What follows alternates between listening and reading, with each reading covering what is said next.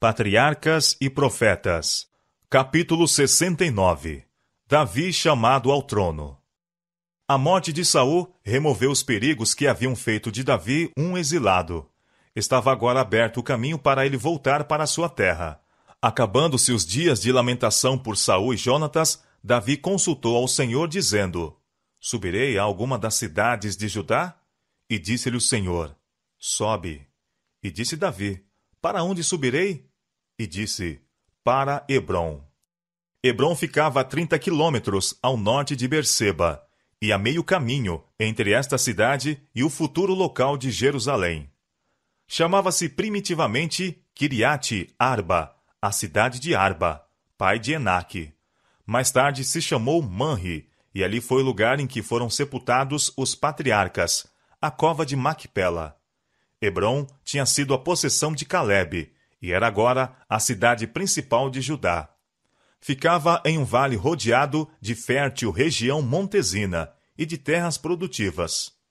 As mais belas vinhas da Palestina achavam-se em seus termos, juntamente com numerosas plantações de oliveiras e outras árvores frutíferas.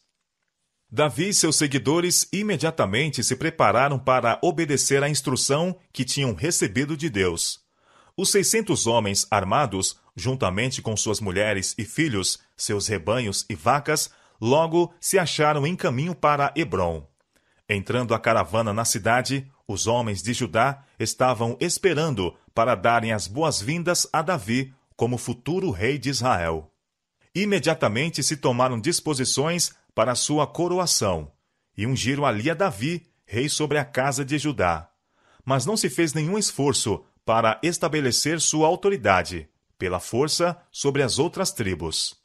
Um dos primeiros atos do monarca recém-coroado foi exprimir sua afetuosa consideração pela memória de Saul e Jonatas. Tendo conhecimento da ação heróica dos homens de Jabes, Gileade, retirando os corpos dos chefes mortos e dando-lhes honrosa sepultura, enviou Davi uma embaixada a Jabes com esta mensagem: Benditos sejais, vós do Senhor, que fizestes tal beneficência a vosso senhor, a Saul, e o sepultastes.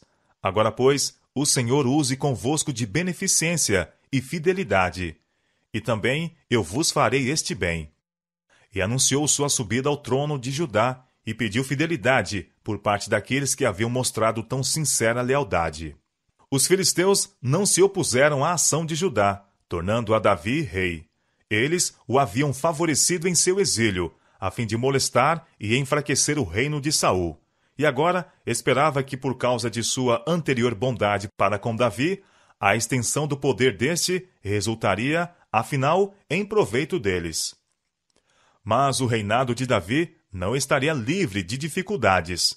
Com sua coroação, começou um negro registro de conspirações e rebeliões. Davi não sentou no trono de um traidor.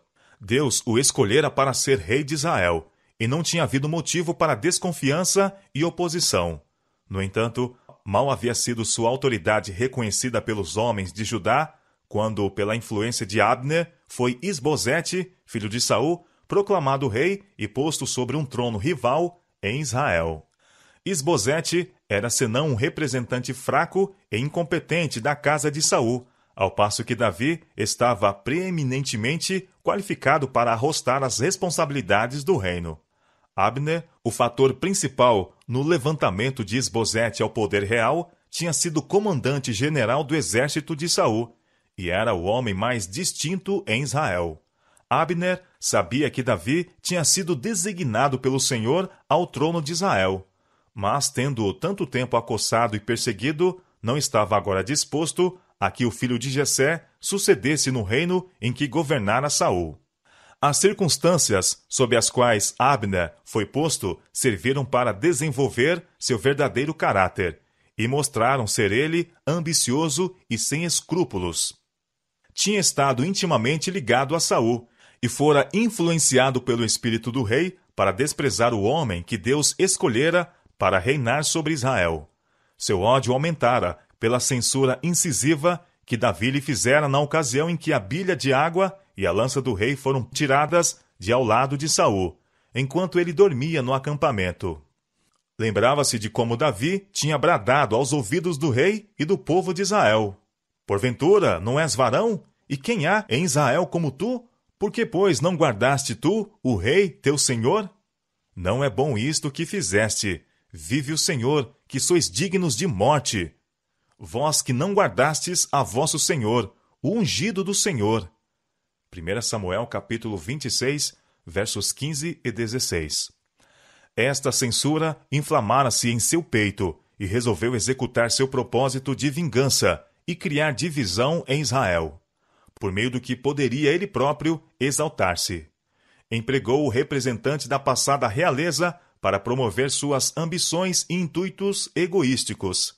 Sabia que o povo amava Jonatas, sua memória era acalentada, e as primeiras campanhas bem-sucedidas de Saul não foram esquecidas pelo exército.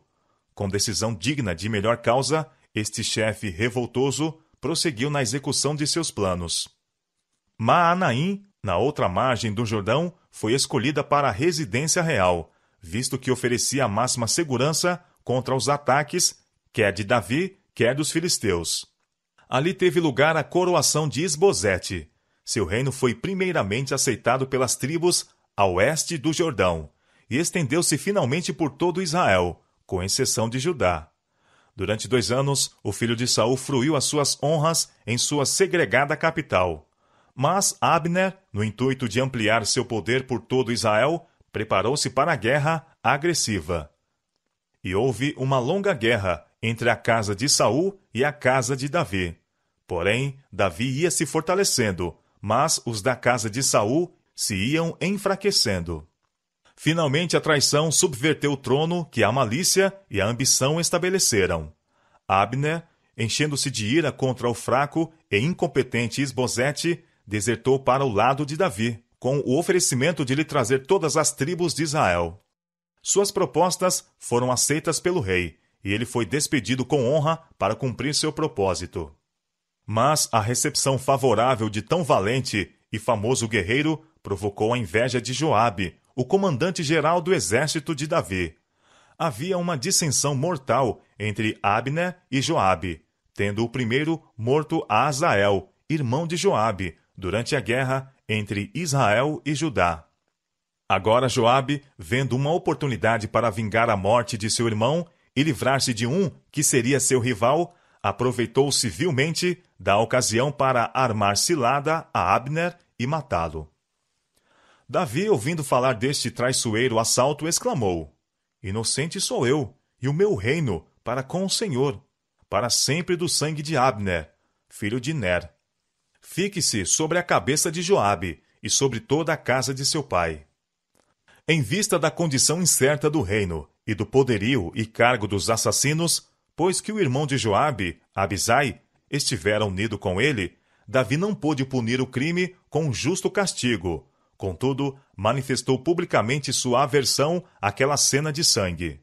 O sepultamento de Abner foi acompanhado de honras públicas.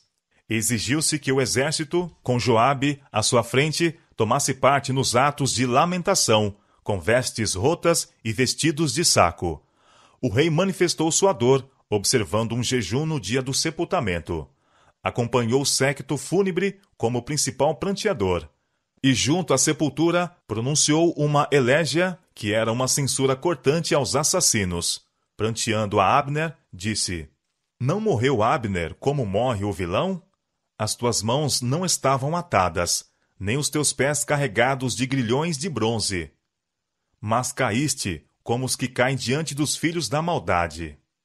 O magnânimo reconhecimento por parte de Davi, com relação a um que fora seu inimigo atroz, conquistou a confiança e a admiração de todo Israel.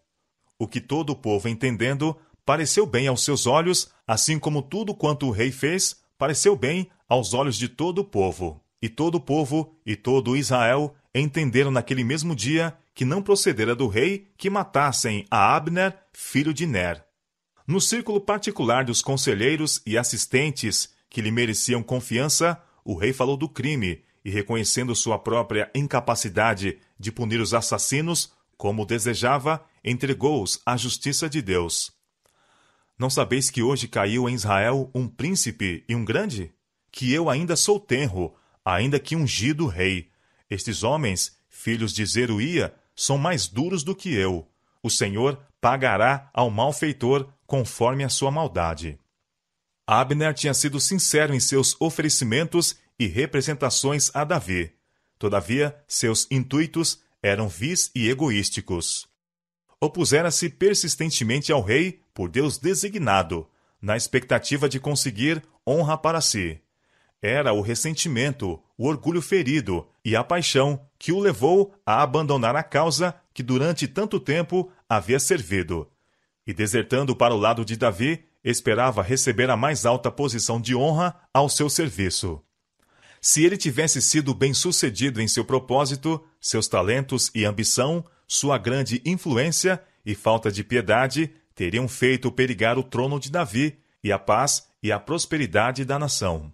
Ouvindo, pois, o filho de Saul que Abner morrera em Hebrom, as mãos se lhe afrouxaram, e todo Israel pasmou. Era evidente que o reino não poderia manter-se por muito tempo. Logo, outro ato de traição completou a queda do poder decadente.